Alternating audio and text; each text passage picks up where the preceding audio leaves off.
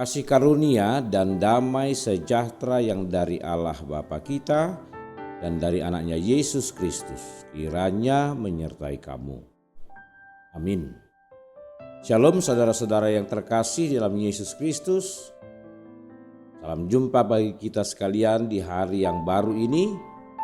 Doa harapan kami kita semua sehat, bersukacita, dan bersemangat menjalani kehidupan kita. Hari ini firman Tuhan yang menyapa kita diambil dari kitab 1 Yohanes 2 ayat 24. Dan kamu, apa yang telah kamu dengar dari mulanya, itu harus tetap tinggal di dalam kamu. Jika apa yang telah kamu dengar dari mulanya itu tetap tinggal di dalam kamu, maka kamu akan tetap tinggal di dalam Anak dan di dalam Bapa. Demikian firman Tuhan. Saudara-saudaraku, jika kita sebagai seorang yang percaya kepada Kristus memiliki kepekaan iman, maka pastilah kita menyadari bahwa di saat-saat sekarang ini semakin banyak tantangan-tantangan iman yang kita hadapi. Sebagaimana firman Tuhan katakan bahwa Alkitab menyatakan sebelum hari itu tiba akan terjadi kemurtatan, penyesatan, kesukaran atau masa-masa sulit dan munculnya antikristus. Dan saudara-saudara, perihal antikristus ini sudah terjadi sejak masa gereja mula-mula. Semasa Rasul Yohanes, kata antikristus dituliskan 5 kali dalam kitab Perjanjian Baru. Dan semuanya itu ada dalam tulisan Yohanes ini.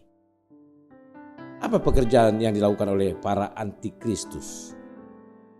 Mereka sesungguhnya terus berusaha untuk merusak persekutuan hidup orang percaya dengan menyisipkan ajaran-ajaran kebohongan di tengah-tengah ajaran-ajaran kebenaran. Atau mereka mengajarkan ajaran-ajaran yang menyesatkan. Hal nyata yang ditunjukkan oleh antikristus adalah sikap yang menolak dan menyangkal terhadap Bapa dan Yesus Kristus anak juga. Dengan ajaran palsunya, maka para antikristus secara tegas menolak Kristus sebagai anak dari Bapa dan menolak pengajaran atau doktrin tentang inkarnasi Kristus. Sebab banyak penyesat telah muncul dan pergi ke seluruh dunia yang tidak mengaku bahwa Yesus Kristus telah datang sebagai manusia. Ajaran-ajaran seperti itu adalah penyesat dan antikristus.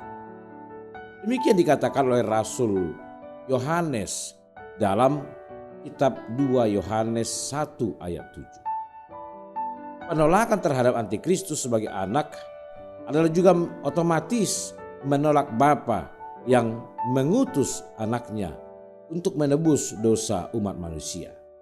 Dapat kita baca dalam 1 Yohanes 4 ayat 9 dan 10. Saudara-saudaraku, maka dari firman Tuhan hari ini kita diingatkan. Pertama-tama kita harus terus tetap sadar bahwa para penyesat itu terus-menerus bekerja. Bahkan mereka datang dari orang-orang yang sepertinya percaya kepada Kristus. Padahal sesungguhnya mereka adalah orang-orang yang mau menyesat. Yang kedua, menghadapi situasi zaman ini, kita tentu tidak boleh menyerah. Kita harus tetap berpegang teguh kepada ajaran Kristus yang benar itu. Dan yang ketiga, saudara-saudaraku, kita harus terus-menerus membangun manusia rohaniah kita dengan selalu rajin untuk mendengarkan firman Tuhan.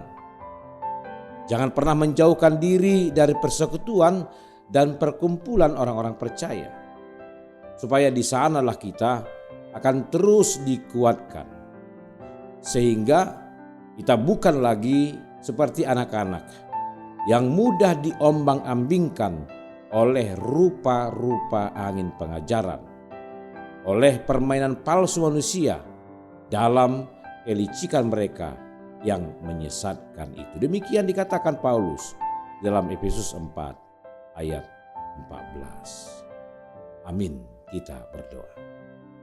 Terima kasih Bapa di sorga, firman-Mu yang menyapa kami hari ini, mengingatkan kami supaya kami tetap sadar di tengah-tengah kehidupan iman percaya kami.